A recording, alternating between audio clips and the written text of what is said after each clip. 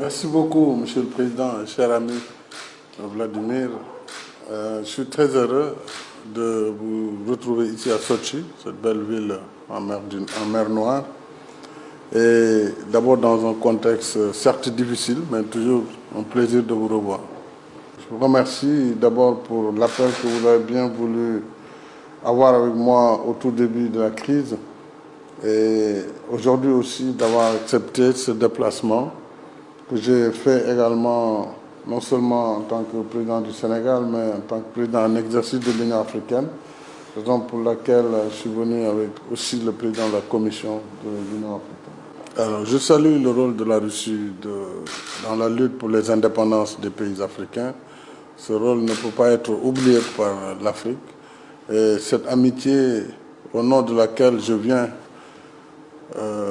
pour les 54 pays de l'Union africaine, fait que vraiment nous venons avec beaucoup d'espoir et nous souhaitons bien sûr non seulement renforcer les relations de coopération bilatérale et aussi entre la Russie et l'Afrique, mais aussi parler de la crise et de ses conséquences sur nos États, sur nos pays.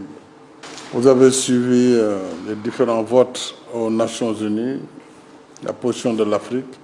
Malgré d'énormes pressions, la majorité des pays africains quand même ont évité de condamner la Russie dans cette situation. Et si vous prenez aussi l'Asie, le Moyen-Orient, ainsi que l'Amérique latine, c'est dire qu'il y a une bonne partie de l'humanité qui en réalité est très attentive à ce qui se passe. Et moi, c'est au nom de tous ces espoirs que je suis venu vous voir pour demander de prendre conscience que nos pays, même s'ils sont éloignés du théâtre, sont des victimes de cette crise au plan économique. Mais les sanctions aussi contre la Russie ont entraîné plus de gravité puisque nous n'avons plus accès aux céréales venant de Russie, au blé en particulier, mais surtout aux engrais et à l'urée en particulier, pendant que notre agriculture est déjà déficitaire. Et ça crée vraiment de sérieuses menaces sur la sécurité alimentaire du continent.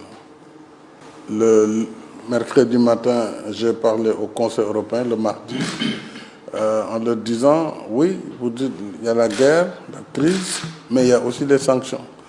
Et il faut que nous travaillions ensemble sur les deux registres pour que tout ce qui concerne déjà le volet alimentaire, céréales, engrais, soit vraiment hors de sanctions.